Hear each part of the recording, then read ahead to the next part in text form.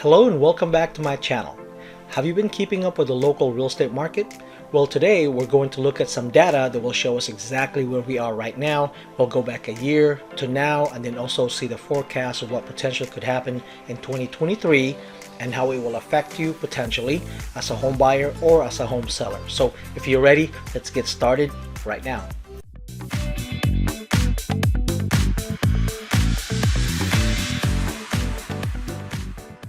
So the talk has been about the rise of the interest rate and how it has affected the local real estate market. But let's take a look at a couple of graphs that will tell us a better idea of where we are currently and what's happened in the last year going to now. So let's take a look at this first graph. This is from the California Association of Realtors, and this is for the Sacramento County only. We're also going to take a look at the trend vision, where it's going to cover more counties around Sacramento and give us a better idea of what's happening in and around Sacramento County. So if you notice, this is actually data from September, and data doesn't come out until the third week of the following month. So for October, data won't come out until the third week of November. So this is the most current. So let's take a look at the median price. Median price is different from average price. Here's a good example from this article from Showing Time. What they show is a number of homes. There are 7 homes here. One of the homes, if you notice, if you look at all the numbers, is for $6 million, which is an outlier. So if you were to average the 7 homes, in this case, it would show a little over 1 million. That's not a very good representation of what the current market is. Now take a look at the median price, and it's calculated by taking the same number of homes, in this case 7. Take a look at the middle or the median price, and it's a better representation of what the current market value is. So the median price for September was $520,000, which is actually 2.6% higher than the previous year. What happened? What caused it? Well, let's take a look at this. This is from Freddie Mac, where they track the weekly interest rates. And let's take a look at the 30-year fix, since it is what most people are looking at right now. If you noticed, in the beginning of the year, we're around the mid to high 3s. And then in late or mid March, we were around the 4%. But we actually did not break 5% until April 14th. And that caused panic. During this time right here, before it hit 5%, that's when people were actually trying to get their offers accepted. So more homes sold at that time. And then after the 14th, after 5%, that's when the decline started to happen, because the interest rates start getting higher at a much faster pace. And in October 27th is actually when we hit the 7% mark. Going back to the graph, if you notice, after April, that's when the decline started to happen. But the market has built up enough momentum to where the current sales price was still, as of September, 2.6% higher year over year.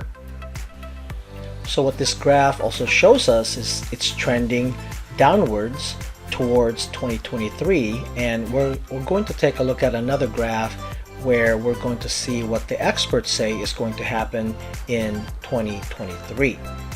So let's take a look at another graph, and this is the number of homes sold, and year over year, if you notice, it's 30.1% decline. But again, take a look at what happened in April 2022. We had a little bit of a surge, and then the decline started going on from there.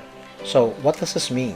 It means that since there are less sales happening, the number of homes on the market will also go up. And if you notice, again, this is around April, and more homes sold here. Interest rate went up, more homes sold less, meaning the number of homes on the market went up. And it's currently at 2.6 months. And let me explain to you what this means actually. And by the way, that's 52.9% year over year increase. Let's look at trend vision. So trend vision is showing us months of inventory.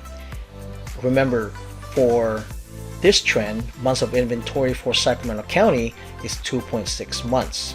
For trend vision, the 13 counties around Sacramento, so it gives us a better idea of actually what's happening in and around Sacramento. Months of inventory is 2.5%.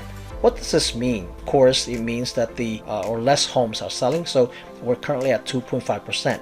If you were to stop right now, take the number of homes on the market and also the number of buyers that's currently on the market, it would take 2.5 months for all the buyers to buy up all of the homes. So 2.5 months of inventory is what we're currently at.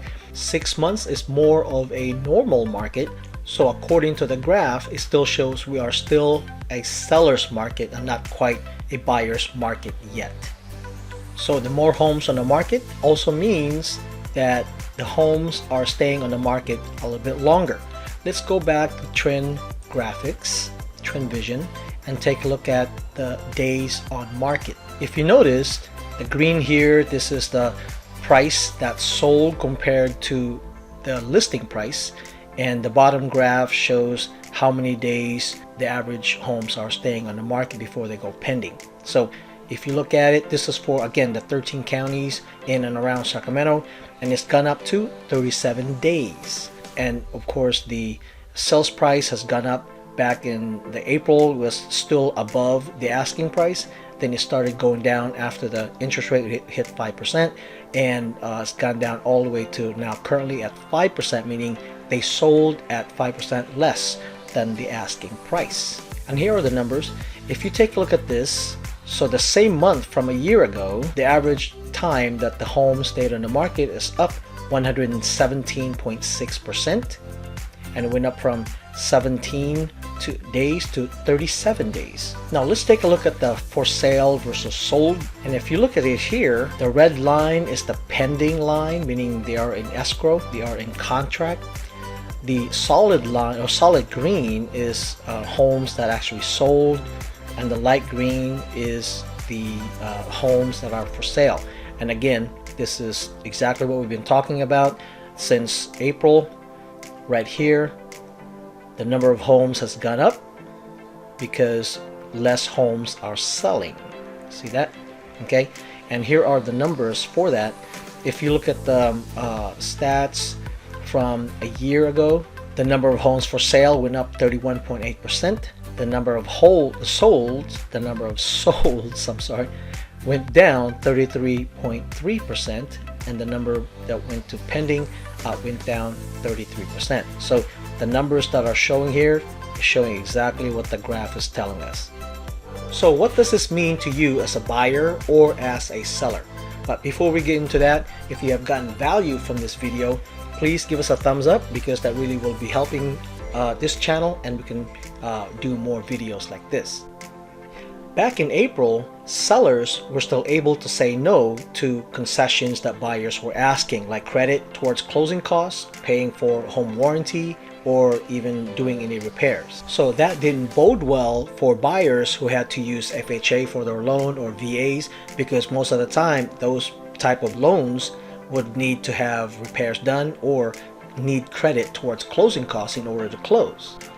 Since homes are staying on the market longer and some sellers are starting to panic, some sellers are actually accepting offers that are asking for closing costs, credit towards repairs, or doing the repairs, or credit towards home warranty just to get their homes sold. So now it's a great time for buyers to actually buy a home, because you'll get your concessions accepted, as well as you'll get more assistance towards your down payment or your closing costs. So if you're a VA or an FHA buyer, now is a great time to buy a home. So what does this mean if you're a seller? As a seller, expect offers to be coming in with most of them asking for closing cost assistance, asking for you to pay for home warranties, and do some, if not all, of the repair. As a seller, you also want to consider your timeline. If you need to be somewhere at a certain time, you may want to consider pricing your home accordingly so it sells faster and not stay on the market so long. Make sure to reach out to us if you have any questions about what we've covered today. If you haven't already, subscribe below, give us a thumbs up, because you'd really be supporting this channel. Our information is below, and we'll see you around town.